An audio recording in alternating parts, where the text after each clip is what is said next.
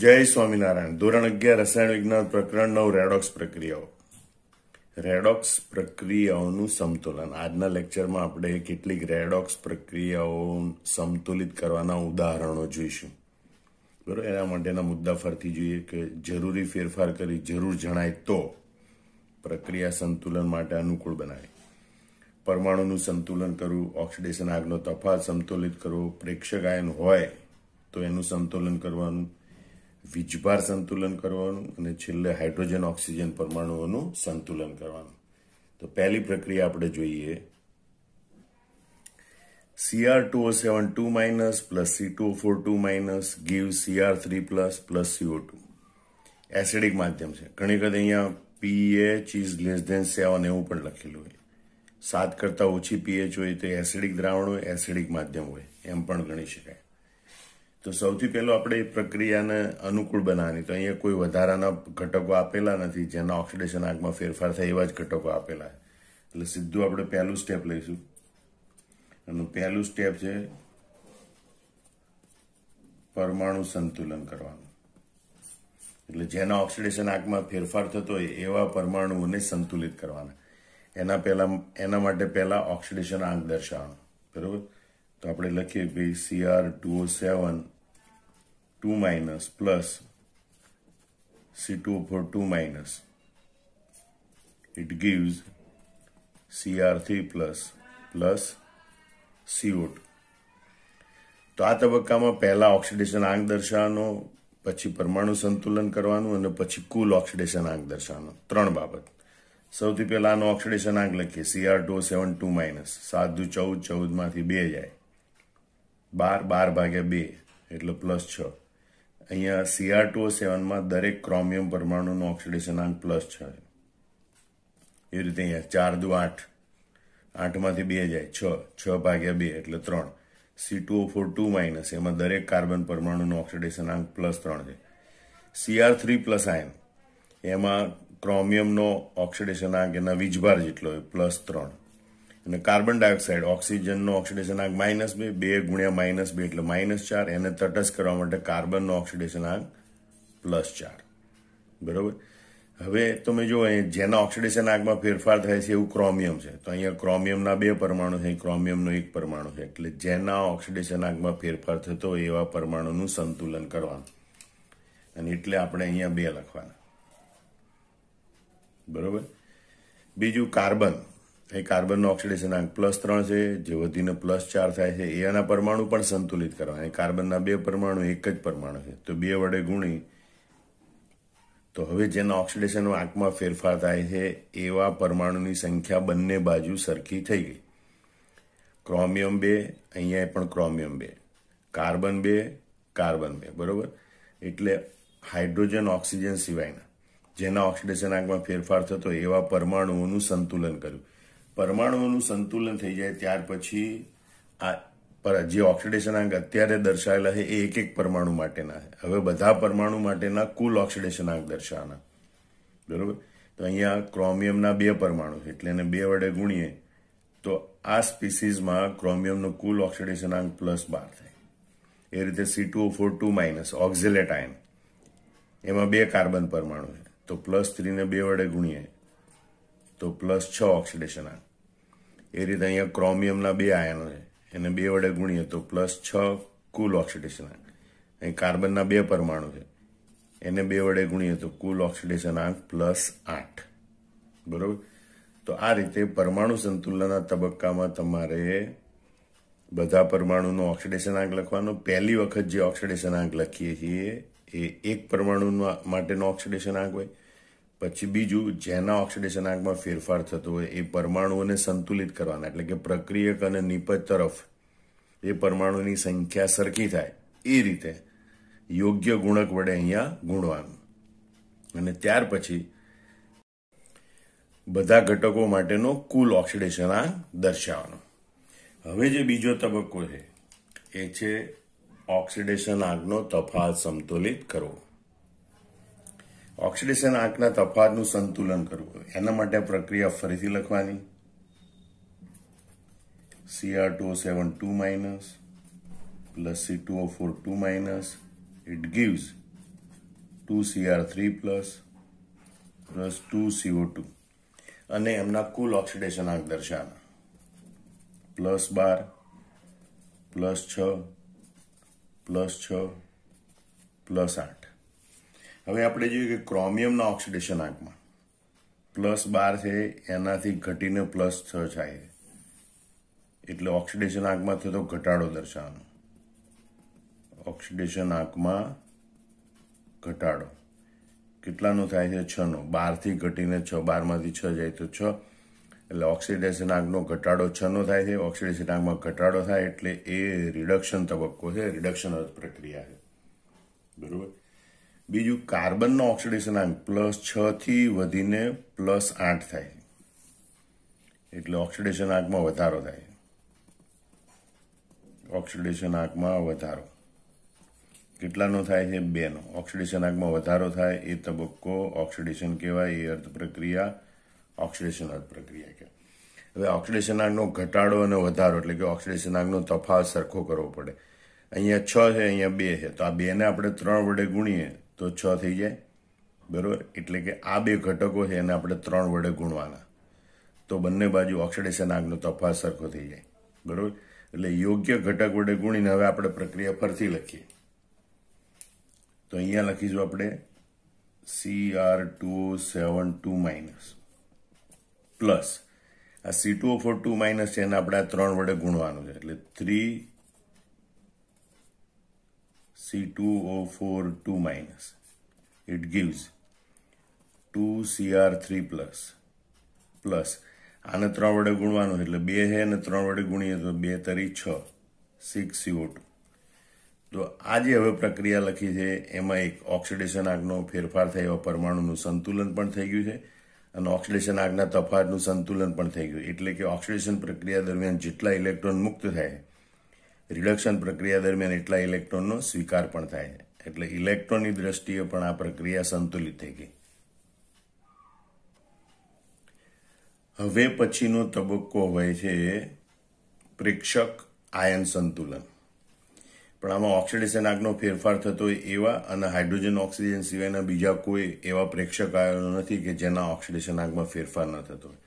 એટલે પ્રેક્ષક આયનનું સંતુલન કરવાની જરૂર નથી. તો ત્યાર પછીનો તબક્કો આવે વીજભાર સંતુલન. વીજભાર સંતુલન માટે આપણે ગણતરી કરવી પડે પ્રક્રિયકનો વીજભાર. પ્રક્રિયકનો કુલ વીજભાર માઇનસ નિપજનો કુલ વીજભાર. બરોબર. તો એ પ્રક્રિયકનો વીજભાર આપણે આ રીતે -2 ગુણ્યા 1 પ્રક્રિયકના વીજભાર -2 ગુણ્યા 3 એટલે -6 આ પ્રક્રિયકનો કુલ વીજભાર માઇનસ નિપજનો વીજભાર +3 ગુણ્યા 2 એટલે +6 અને આ કાર્બન ડાયોક્સાઇડ એ તટસ્થ અણુ છે એટલે 0 -2 -6 બરોબર. એટલે ટોટલ થાય -14 એટલે અહીંયા ઋણ સંખ્યા આવી. બરોબર. હવે એસિડિક માધ્યમ છે એટલે H+ ઉમેરવાના હોય તો અહીંયા પ્લસ તો જડા એટલે કે જો અહીંયા ધન મૂલ્ય આવે તો જમણી બાજુ H+ ઉમેરવાના, ડાબી બાજુ OH- ઉમેરવાના. માઇનસ આવે તો ડાજ એનો એટલે કે માઇનસ ચિહ્ન આવે અહીંયા તો ડાબી બાજુ H+ ઉમેરવાના, જમણી બાજુ OH- ઉમેરવાના. ફરતી સમજો. અહીંયા જે જવાબ આવ્યો વીજભાર એ પ્લસ ચિહ્ન આવે એટલે કે તો જડા એટલે જમણી બાજુ H+, ડાબી બાજુ OH-. માઇનસ આવે તો ડાજ, ડાબી બાજુ H+, જમણી બાજુ OH-. અહીંયા માઇનસ ચિહ્ન આવ્યું છે. એસિડિક માધ્યમ છે આપણે H+ ઉમેરવાનું એટલે ડાબી બાજુ એટલા H+ ઉમેરવાના. ડાબી બાજુ 14H+, ડાબી બાજુ એટલે કે પ્રક્રિયક તરફ, આ જમણી બાજુ, આ ડાબી બાજુ. તો પ્રક્રિયક તરફ આપણે 14H+ ઉમેરવાના. પ્રક્રિયક તરફ 14H+ ઉમેરવાના એટલે વીજભારનું સંતુલન થાય. તો આ પ્રક્રિયા આપણે ફરીથી લખીએ Cr2O72- પ્લસ 3C2O42- પ્લસ અહીંયા આપણે હવે 14H+ ઉમેરી દઈએ. 14H+, it gives 2Cr3 plus plus 6CO2 બરોબર. તો અહીંયા હવે બધી બાજુ વીજભારનું સંતુલન થાય છે. ખ્યાલ આવી ગયો? કારણ કે જો -2 -6 પ્લસ 14 બરોબર એટલે +6 થાય અને નીપજ બાજુ પણ +6 વીજભાર એટલે બંને બાજુ વીજભારનું સંતુલન થાય. -2 -6 પ્લસ 14 એટલે એનું +6 થાય અને આ બાજુ +6 એટલે બંને બાજુ વીજભારનું સંતુલન થાય. હવે આપણે આવે હાઇડ્રોજન અને ઓક્સિજન પરમાણુનું સંતુલન. હાઇડ્રોજન અને ઓક્સિજન પરમાણુ સંતુલન. હવે એના માટે બંને બાજુ ઓક્સિજન પરમાણુની સંખ્યા ગણવાની. પ્રક્રિયક તરફ ઓક્સિજન કેટલા? 7 વત્તા 4 તરી 12 બરાબર 19. પ્રક્રિયક તરફ ઓક્સિજન પરમાણુની સંખ્યા કેટલી? 19. નિપજ તરફ ઓક્સિજન પરમાણુની સંખ્યા કેટલી? 6 દુ 12. તો જે તરફ જેટલા ઓક્સિજન ખૂટતા હોય એ તરફ એટલા પાણીના અણુ ઉમેરવાના. બરોબર. તો અહીંયા આપણે જોઈએ 19 છે ને અહીંયા 12 છે. તો 19 - 12 બરાબર 7. એનો મતલબ કે નિપજ તરફ 7 ઓક્સિજન ઓછા છે એટલે નિપજ તરફ આપણે 7 પાણીના અણુ ઉમેરવા પડે. માટે સમીકરણ આપણે ફરીથી લખીએ. Cr2O7 2- plus 3C2O4 2- plus 14H plus. It gives 2Cr3 plus 6CO2 plus 7H2. આમાં સમીકરણ છે હવે સંપૂર્ણપણે સમતોલિત થઈ ગયેલું સમીકરણ છે. હવે આપણા સમીકરણ સંતુલિત થઈ ગયું છે કે નહીં એના માટેનો તાળો મેળવીએ. બરોબર. તો તાળો મેળવવા માટે પ્રથમ બધા પરમાણુ માટેનું ખાનું બનાવવાનું.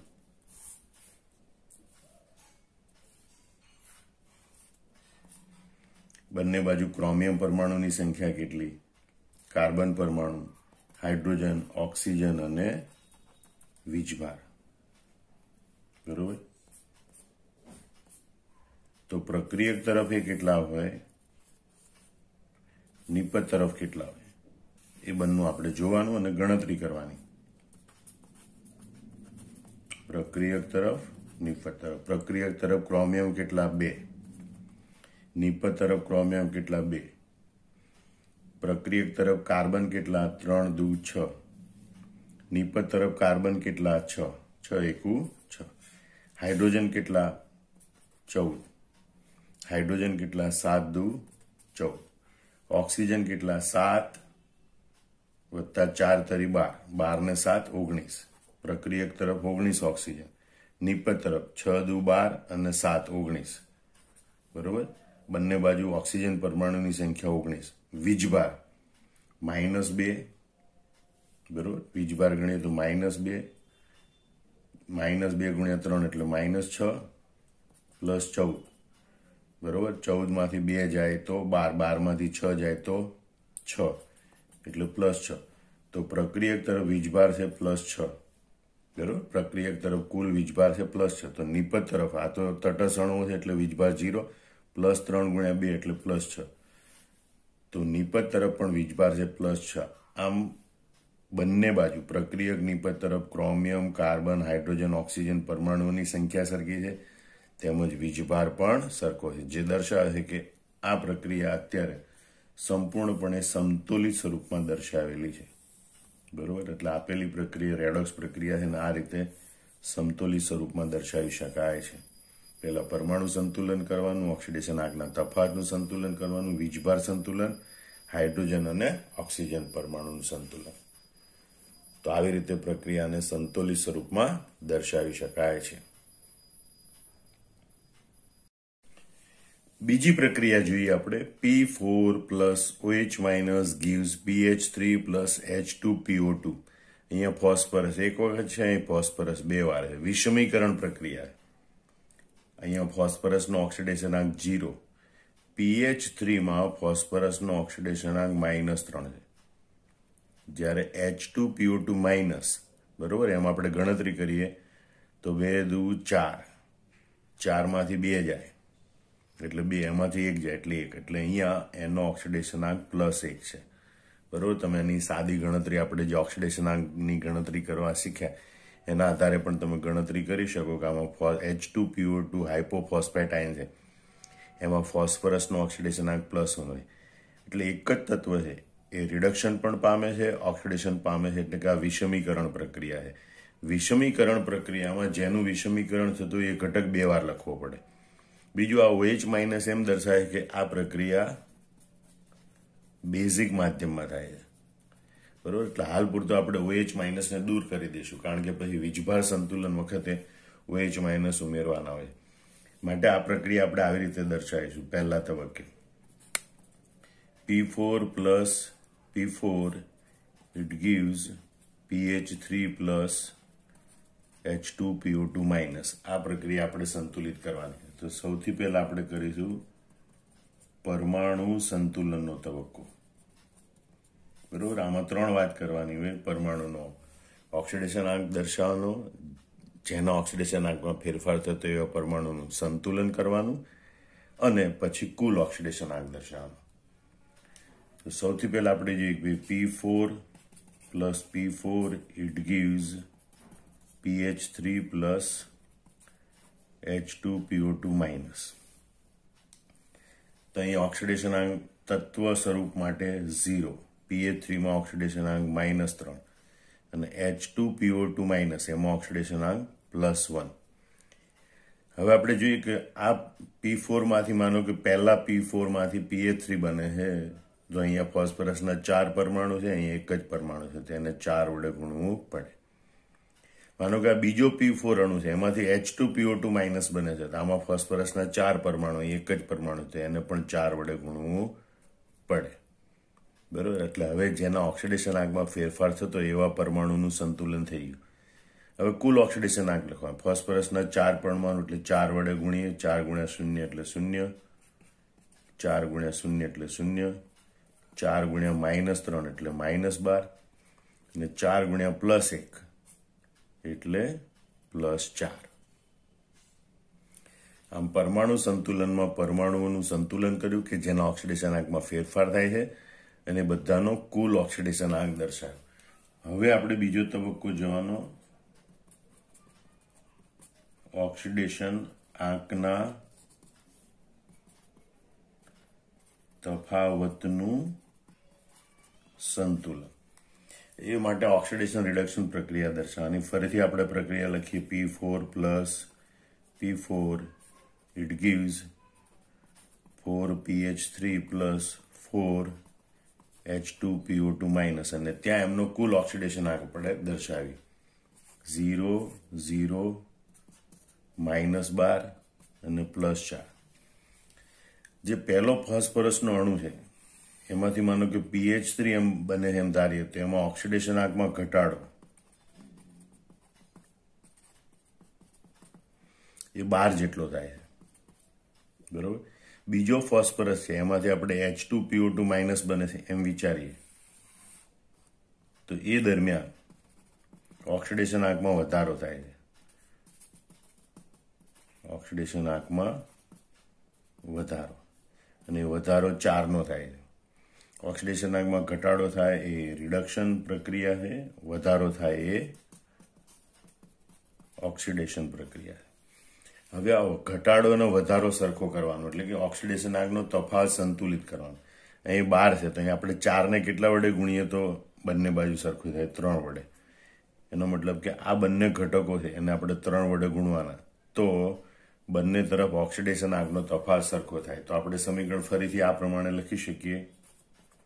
P4 પ્લસ આ બંનેને આપણે 3 વડે ગુણવાના છે, એટલે અહીંયા લખીએ આપણે 3 times P4 it gives 4PH3. આને આપણે 3 વડે ગુણવાના, એટલે 3 ચોક 12 પ્લસ 12 H2PO2 માઇનસ, બરોબર. આ રીતે આપણે દર્શાવી શકીએ. તો આ સમીકરણ છે એમાં હવે ઓક્સિડેશનાંકનો તફાવત એટલે કે ઇલેક્ટ્રોનની આપલેની સંખ્યા સરખી થઈ ગયેલી છે.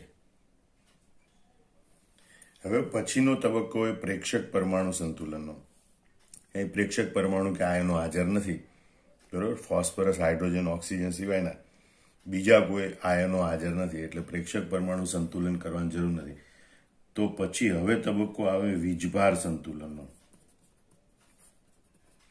વીજભાર સંતુલન માટે આપણે ગણતરી કરવી પ્રક્રિયકનો કુલ વીજભાર પ્રકુવી, પ્રક્રિયકનો કુલ વીજભાર માઇનસ નિપજનો કુલ વીજભાર નિકુવી, બરોબર, ઇઝ ઇક્વલ ટુ.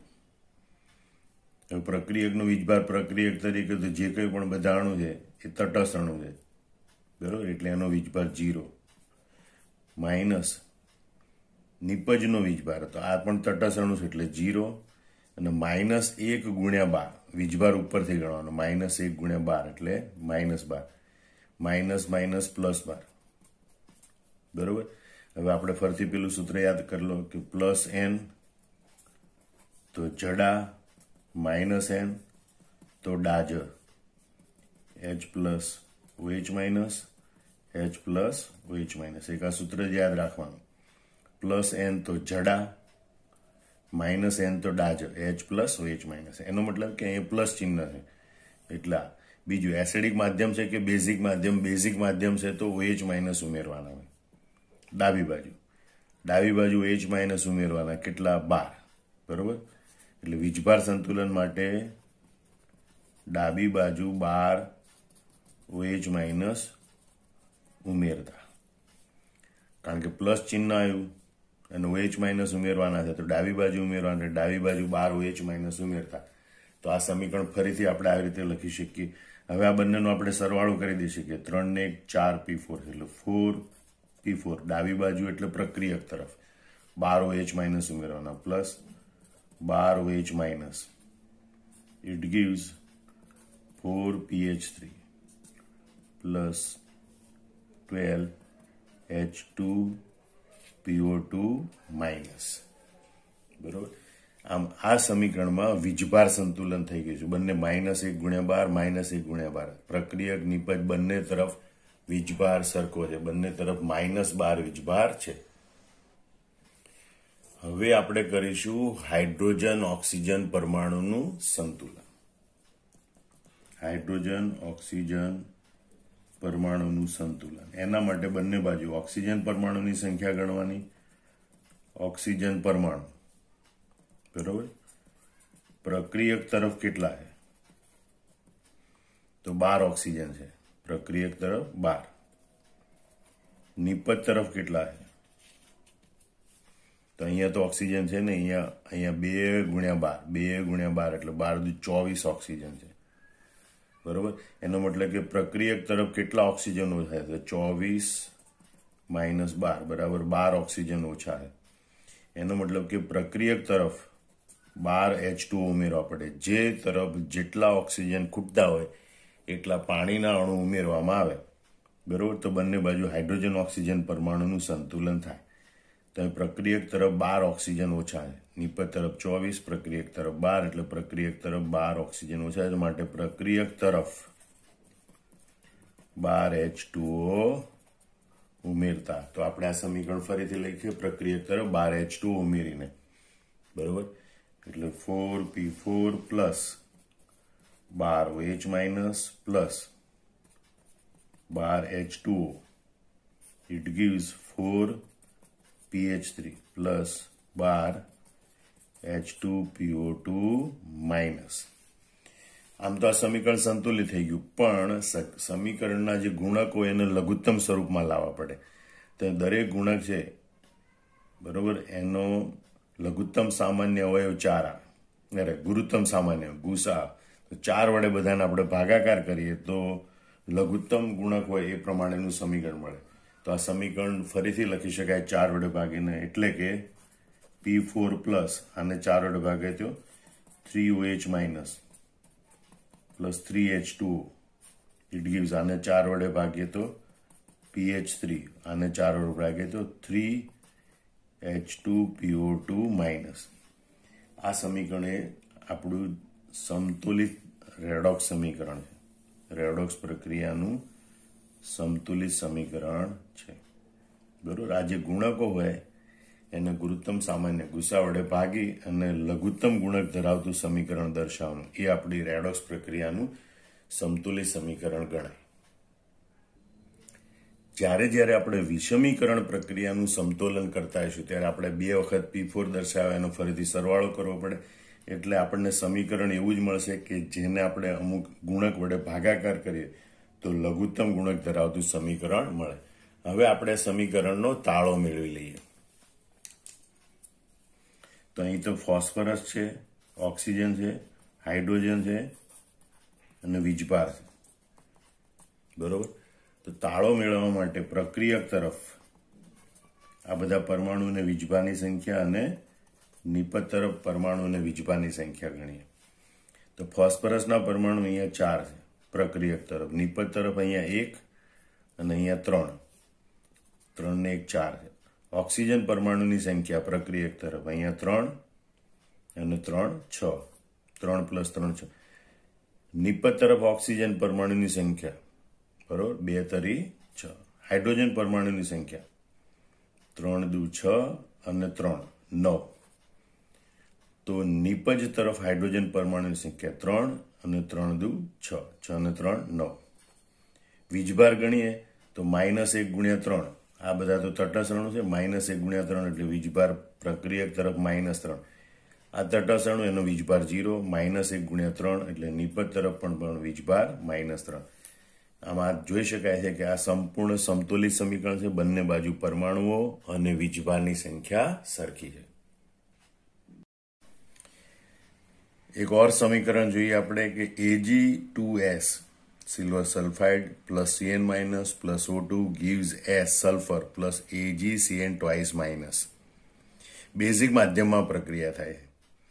હવે આપણે ઓક્સિડેશન આંક જોઈએ તો સિલ્વરનો ઓક્સિડેશન આંક +1, સલ્ફરનો -2, સાયનાઇડ આયન એ વધારાનું બંને બાજુ સાયનાઇડ આયન છે, પ્રેક્ષક આયન છે. સાયનાઇડ આયનનો ઓક્સિડેશન આંક -1 હોય, Ag નો +1 હોય, સલ્ફરનો ઓક્સિડેશન આંક અહીંયા 0 હોય, તત્વ છે એટલે, બરોબર. સિલ્વરનો ઓક્સિડેશન આંક +1, સલ્ફર -2, સાયનાઇડ આયનમાં બંને બાજુ -1, સિલ્વરનો ઓક્સિડેશન આંક +1, સલ્ફરનો 0, ઓક્સિજનનો 0. અહીં સિલ્વરના ઓક્સિડેશન આંકમાં ફેરફાર થતો નથી, સાયનાઇડના ઓક્સિડેશન આંકમાં ફેરફાર થતો નથી. સલ્ફરના ઓક્સિડેશન આંકમાં ફેરફાર થાય, -2 થી વધીને 0 થાય. તે ઓક્સિજનના ઓક્સિડેશન આંકમાં ફેરફારનું શું? તો ઓક્સિજન હોય, હાઇડ્રોજન હોય, O2 H2, ત્યારે સામેની બાજુ આપણે પાણીનો અણુ ઉમેરવો પડે. તો આ સમીકરણને આપણે ફરીથી આવી રીતે દર્શાવીશું. Ag2S plus Cn- plus O2 gives S plus AgCN twice minus plus H2O. બરોબર. આ ઓક્સિડેશન આંકનો ફેરફાર દર્શાવી શકીએ ઓક્સિજનમાં, એટલા માટે અહીં પાણીનો અણુ ઉમેર્યો. બીજી વાત, કંઈ જેના ઓક્સિડેશન આંકમાં ફેરફાર થતો નથી અને હાઇડ્રોજન ઓક્સિજન સિવાયના છે એવા 2 આયનો છે, Ag+ અને Cn-, એ અહીંયા પ્રેક્ષક આયનો છે, બરોબર. હવે આપણે પહેલો તબક્કો જોઈએ પરમાણુ સંતુલનનો. એના માટે આ સમીકરણ આપણે ફરીથી લખીએ. Ag2S plus Cn- plus O2 gives S plus AgCN twice minus plus H2. બરોબર. જેના ઓક્સિડેશન આંકમાં ફેરફાર થાય એવા પરમાણુનું આપણે સંતુલન કરીએ. અહીં -2 છે સલ્ફરનો ઓક્સિડેશન આંક, અહીં સલ્ફરનો ઓક્સિડેશન આંક 0 છે. ઓક્સિજનનો ઓક્સિડેશન આંક 0 છે, અહીંયા -2 છે. હવે જેના ઓક્સિડેશન આંકમાં ફેરફાર થાય એવા પરમાણુની સંખ્યા જોઈએ. સલ્ફરનો એક પરમાણુ, સલ્ફરનો એક પરમાણુ, બંને બાજુ પરમાણુની સંખ્યા સરખી છે. અહીંયા ઓક્સિજનના 2 પરમાણુ, અહીં ઓક્સિજનનો એક પરમાણુ, એનો મતલબ કે આપણે અહીંયા એને 2 વડે ગુણવું પડે. તો જેના ઓક્સિડેશન આંકમાં ફેરફાર થાય એવા પરમાણુનું સંતુલન થઈ ગયું. હવે એનો કુલ ઓક્સિડેશન આંક દર્શાવવો પડે, બરોબર. પરમાણુની સંખ્યા વડે ગુણવા, અને 1 વડે ગુણીએ એટલે -2, અને 2 વડે ગુણીએ તો 2 × 0 એટલે 0, અને 1 વડે ગુણીએ 1 × 0 એટલે 0, આને 2 વડે ગુણીએ એટલે 2 × -2 એટલે -4. તો અહીં કુલ ઓક્સિડેશન આંક -4 થાય, બરોબર. હવે આપણે ઓક્સિડેશન આંકનો તફાવત સંતુલિત કરવાનો. ઓક્સિડેશન આંકનો તફાવત, ઓક્સિડેશન આંકના તફાવતનું સંતુલન કરવાનું. એ માટે ઓક્સિડેશન રિડક્શન પ્રક્રિયા દર્શાવવાની. ફરીથી આપણે સમીકરણ લખીએ. Ag2S plus Cn- plus O2, it gives S plus AgCN twice minus plus 2H2O. ઓક્સિડેશનાંક કુલ ઓક્સિડેશનાંક લખીએ અહીંયા -2, અહીંયા 0, 0 અને -4. હવે તમે જો સલ્ફરના ઓક્સિડેશનાંકનો વિચાર કરીએ તો -2 થી 0 થાય. -2 થી 0 થાય એનો મતલબ કે ઓક્સિડેશનાંકમાં વધારો થાય છે 2 નો. એટલે આપણે લખીએ અહીંયા ઓક્સિડેશન આંકમાં વધારો કેટલાનો 2 નો. તો એ પ્રક્રિયા કઈ કહેવાય? ઓક્સિડેશન પ્રક્રિયા કહેવાય. ઓક્સિજનના ઓક્સિડેશન આંક 0 થી -4 થાય, બરોબર. એનો મતલબ કે એના ઓક્સિડેશન આંકમાં ઘટાડો થાય છે. ઓક્સિડેશન આંકમાં ઘટાડો કેટલાનો? 4 નો. તો એ પ્રક્રિયા એ રિડક્શન પ્રક્રિયા કહેવાય, બરોબર. હવે આ ઓક્સિડેશન આંકનો વધારો ઘટાડો સરખો કરવો પડે. 4 છે, 2 છે, તો એને આપણે 2 વડે ગુણીએ તો ઓક્સિડેશન આંકનો વધારો ઘટાડો સરખો થાય. એનો મતલબ કે આ બંને ઘટકોને આપણે 2 વડે ગુણીને સમીકરણ ફરીથી લખવાનું. તો પહેલા Ag2S ને 2 વડે ગુણીએ તો 2Ag2S plus Cn minus plus O2, it gives, આને પણ 2 વડે ગુણવાનું, બરોબર. એટલે 2S plus AgCN twice minus plus 2H2O, બરોબર. હવે આપણે ત્રીજો તબક્કો હોય પ્રેક્ષક પરમાણુ કે પ્રેક્ષક આયનોનું સંતુલન. એ પ્રેક્ષક આયનો હાજર છે માટે આ તબક્કો આપણે અનુસરવો પડશે. હવે પ્રેક્ષક આયનો 2 Ag પ્લસ છે અને Cn માઇનસ છે. એ પૈકી Cn માઇનસ એકલું છે એટલે આપણે એને છેલ્લે સંતુલિત કરીશું. તો પહેલા આપણે Ag જે સંયોજિત સ્વરૂપમાં છે એને સંતુલિત કરીશું. તો બંને બાજુ Ag પરમાણુની સંખ્યા જોઈએ તો અહીંયા પ્રક્રિયક તરફ 2 દુ 4 Ag છે, નિપજ તરફ અહીંયા 1 જ Ag છે. તો આને આપણે 4 વડે ગુણવું પડે. હવે એમ કરવા જઈએ તો સાયનાઇડ આયનની સંખ્યા 4 દુ 8 થઈ જાય. આ બાજુ નિપજ તરફ સાયનાઇડ આયન 8, પ્રક્રિયક તરફ 1, એટલે આને 8 વડે ગુણવું પડે. જો એમ કરીએ તો આ સમીકરણ આપણે આવી રીતે ફરીથી લખી શકીએ. 2Ag2S plus 8Cn minus plus O2, it gives 2S plus આને આપણે કેટલા વડે ગુણવાનું? 4 વડે. 4AgCN twice minus plus 2H2O, બરોબર. હવે પછીનો તબક્કો આવે વીજભાર સંતુલનનો. તો વીજભાર સંતુલન માટે પ્રકુવી માઇનસ નિકુવી, પ્રક્રિયકનો કુલ વીજભાર માઇનસ નિપજનો કુલ વીજભાર. પ્રક્રિયક તટસ્થ અણુ હોય એનો વીજભાર 0, -1 ગુણ્યા 8 એટલે -8, બરોબર. -8 પછી માઇનસ નિપજનો વીજભાર. આ બંને તટસ્થ અણુ કે પરમાણુ 0, -1 ગુણ્યા 4 એટલે -4 is equal to -8 plus 4 is equal to -4. આ ઋણ સંખ્યા. તો આપણે કહીએ પ્લસ n તો જડા, -n તો ડાજ, H plus OH minus, H plus OH minus. અહીંયા માઇનસ છે. બીજું આ બેઝિક માધ્યમ છે, બરોબર. અહીં લખેલું છે ઉપર કે બેઝિક માધ્યમ, એનો મતલબ કે OH માઇનસ ઉમેરવાનું. અહીં માઇનસ ચિહ્ન આવ્યું, -n સંખ્યા, એનો મતલબ કે જમણી બાજુ આટલા OH માઇનસ ઉમેરવાના, બરોબર. એટલે આપણે લખીએ કે ભાઈ જમણી બાજુ એટલે કે નિપજ તરફ 4 OH માઇનસ ઉમેરતા બંને બાજુ વીજભારનું સંતુલન થશે. એટલે આ સમીકરણ આપણે ફરીથી લખીએ કે જેમાં આપણે જમણી બાજુ એટલે કે નિપજ તરફ 4 OH માઇનસ ઉમેરીશું. એટલે આપણે લખીએ ફરીથી સમીકરણ 2AgS plus 8Cn minus plus O2, it gives 2S plus 4 AgCN twice minus plus 2H2O plus 4OH minus. એમ કરવાથી તમે જો -1 ગુણ્યા 8, -1 ગુણ્યા 4, -1 ગુણ્યા 4, એટલે આ બાજુ પણ -8 વીજભાર, નિપજ તરફ પણ -8 વીજભાર, બંને બાજુ વીજભારનું સંતુલન થઈ ગયું. હવે તબક્કો આવે હાઇડ્રોજન ઓક્સિજન પરમાણુનું સંતુલન. હાઇડ્રોજન ઓક્સિજન પરમાણુનું સંતુલન કરવા માટે પ્રક્રિયક નિપજ બંને તરફ ઓક્સિજન ગણવાના. જે તરફ જેટલા ઓક્સિજન ખૂટતા એટલા પાણીના અણુ ઉમેરવાના, બરોબર. તો ઓક્સિજન પરમાણુ પ્રક્રિયક તરફ કેટલા? તો પ્રક્રિયક તરફ 2 જ ઓક્સિજન પરમાણુ છે, બરોબર. નિપજ તરફ કેટલા? તો નિપજ તરફ 2 ઓક્સિજન, 2 + 4 બરાબર 6 ઓક્સિજન પરમાણુ છે, બરોબર. એનો મતલબ કે પ્રક્રિયક તરફ 6 - 2 બરાબર 4 ઓક્સિજન ખૂટે. જે તરફ જેટલા ઓક્સિજન ખૂટતા એટલા પાણીના અણુ ઉમેરવા પડે. એટલે અહીંયા પ્રક્રિયક તરફ 4 પાણીના અણુ ઉમેરવા પડે. પણ અહીં નિપજ તરફ 2 પાણીના અણુ છે, એને આપણે આ બાજુ લઈ લઈએ, બરોબર. તો એ 2 બાદ થાય, એનો મતલબ કે આ 2 પાણીના અણુ દૂર કરી અને માત્ર 2 પાણીના અણુ ઉમેરી શકાય. પણ છતાં આપણે એને પછી બાદબાકી કરીશું. પહેલા તો આપણે એમ લખીએ કે ભાઈ 4 ઓક્સિજન પ્રક્રિયક તરફ ખૂટે છે, એટલે પ્રક્રિયક તરફ 4 H2O ઉમેરતા. તો સમીકરણ આપણે આવી રીતે લખી શકાય: 2Ag2S + 8Cn- + O2 + 4H2O. અહીંયા 4H2O ઉમેર્યા. It gives 2S + 4AgCN twice - + 2H2O + 4OH-. હવે બંને બાજુ H2O રાખી શકાય નહીં, એટલે જે ઓછા હોય એને વિરુદ્ધ બાજુ લઈ જઈને બાદ કરવાના. એટલે 2H2O એને આ બાજુ લઈ જઈએ તો 4 માંથી 2 બાદ થાય, બરોબર. તો 2H2O વધે. તો સમીકરણ આ રીતે લખી શકાય: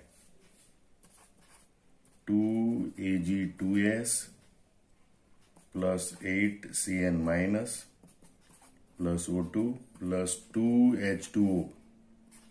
It gives 2S + 4 બરોબર AgCN twice - પ્લસ આ 2H2O પેલી બાદ લઈ લીધા એટલે બાદ કરીને 2H2 લખે + 4OH-. તો અહીંયા આ જે સમીકરણ છે એ રેડોક્સ પ્રક્રિયાનું સંપૂર્ણ સમતોલિત સમીકરણ આપેલું છે. અહીંયા તમે તાળો મેળવીને પણ જોઈ શકો છો કે બંને બાજુ પરમાણુની સંખ્યા સિલ્વર પરમાણુ 2 × 4, તો અહીંયા સિલ્વર પરમાણુ 4, સલ્ફર પરમાણુ 2, તો સલ્ફર પરમાણુ 2. બંને બાજુ સાયનાઇડ આયનની સંખ્યા 8, તો અહીં 4 × 2 = 8.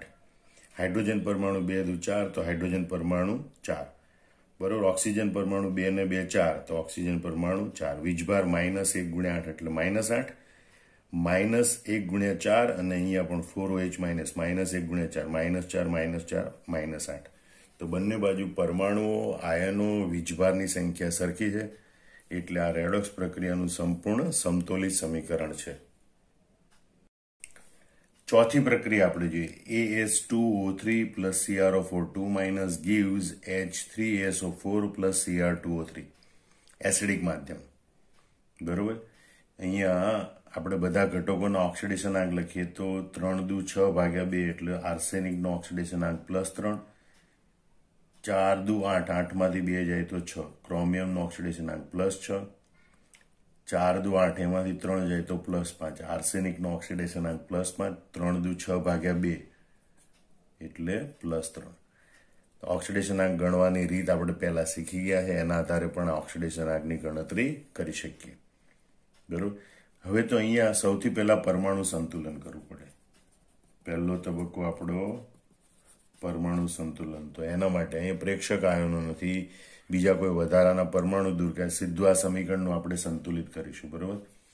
તો આપણે અહીં લખીએ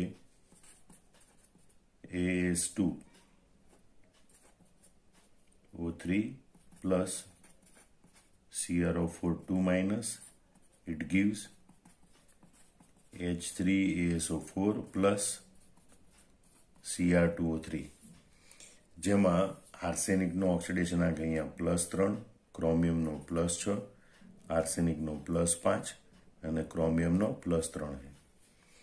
હવે જેના ઓક્સિડેશન આંકમાં ફેરફાર થાય છે એવા પરમાણુઓનું બંને બાજુ સંતુલન કરો. અહીંયા આર્સેનિકના 2 પરમાણુ છે, આ બાજુ એક જ પરમાણુ છે, તો અહીંયા 2 વડે ગુણવાનું. ક્રોમિયમ, અહીંયા ક્રોમિયમનો 1 પરમાણુ પ્રક્રિયક તરફ, નિપજ તરફ 2, તો અહીં 2 પરમાણુ કરવા માટે 2 વડે ગુણવાનું, બરોબર.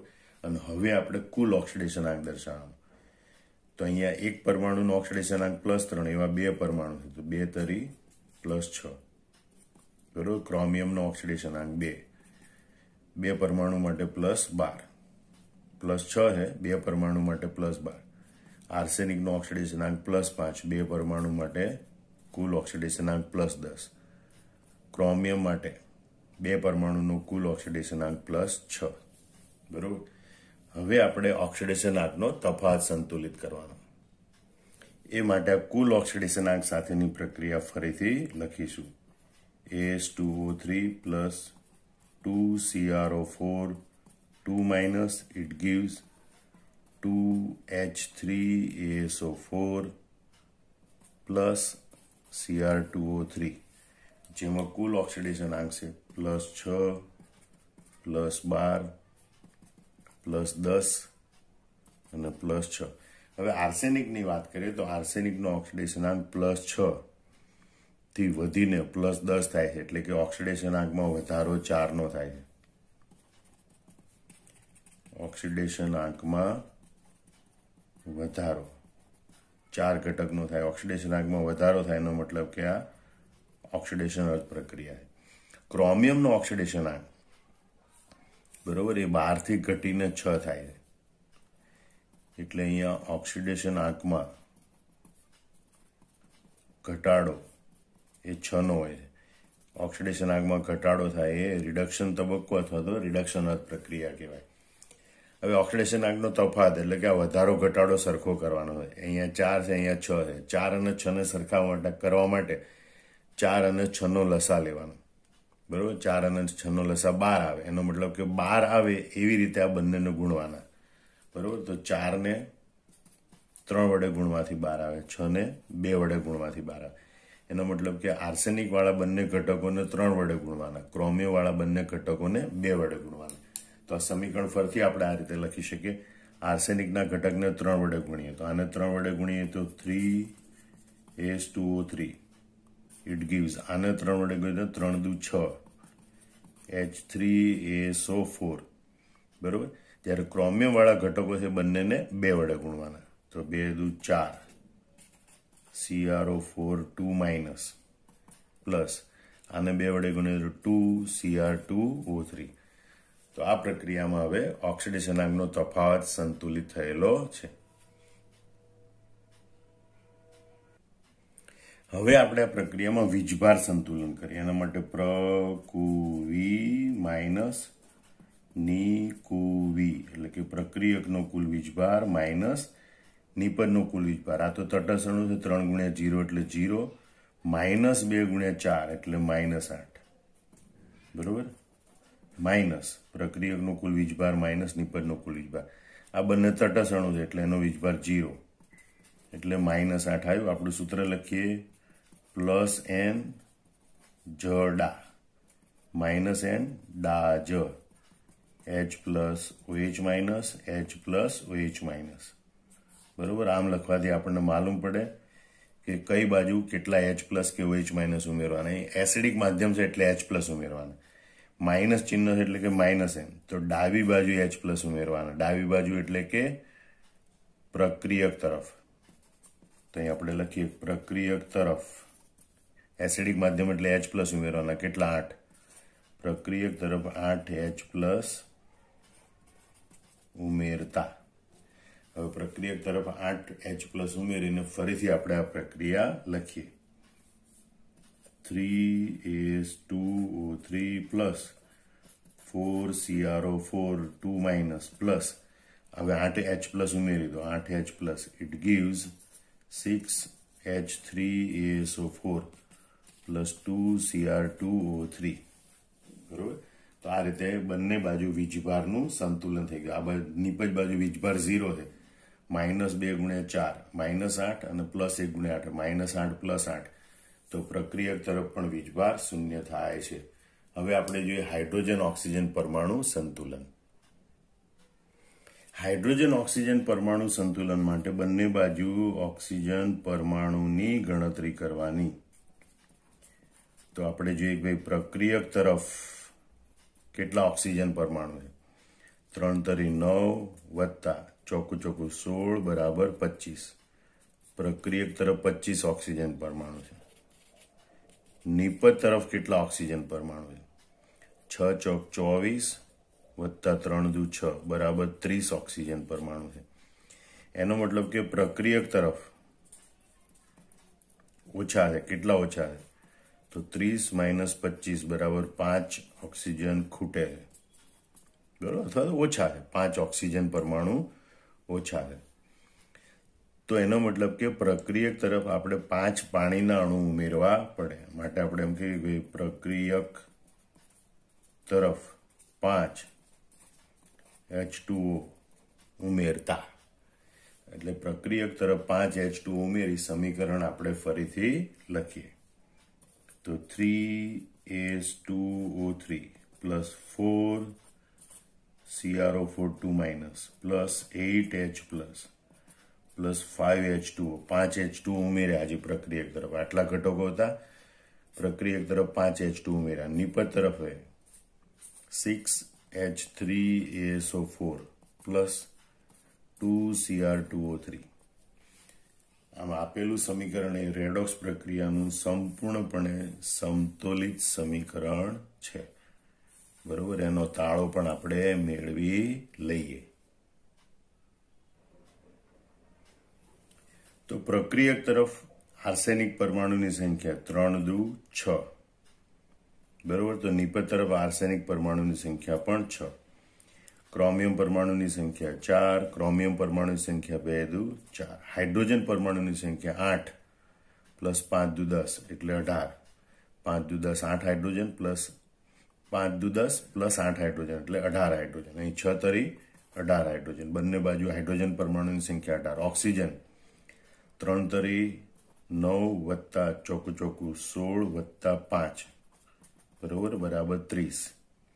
પ્રક્રિયક તરફ 30 ઓક્સિજન. નિપજ તરફ 6 ચોક 24 અને 3 દુ 6, 24 પ્લસ 6 બરાબર 30. એટલે નિપજ તરફ પણ ઓક્સિજન પરમાણુની સંખ્યા 6. વીજભાર અહીંયા તટસ્થ અણુ હોય એ બધાનું વીજભાર 0 હોય. -2 ગુણ્યા 4 એટલે -8 પ્લસ 1 ગુણ્યા 8 એટલે +8 ઇઝ ઇક્વલ ટુ 0. એનો મતલબ કે પ્રક્રિયક તરફ કુલ વીજભાર 0, બરોબર. તો નિપજ તરફ બધા તટસ્થ અણુ છે એટલે નિપજ તરફ પણ કુલ વીજભાર કેટલો છે? 0. આમ જોઈ શકાય છે કે આ સંતુલિત સમીકરણમાં બંને બાજુ બધા પરમાણુઓની સંખ્યા તેમજ વીજભારની સંખ્યા સરખી હોય છે.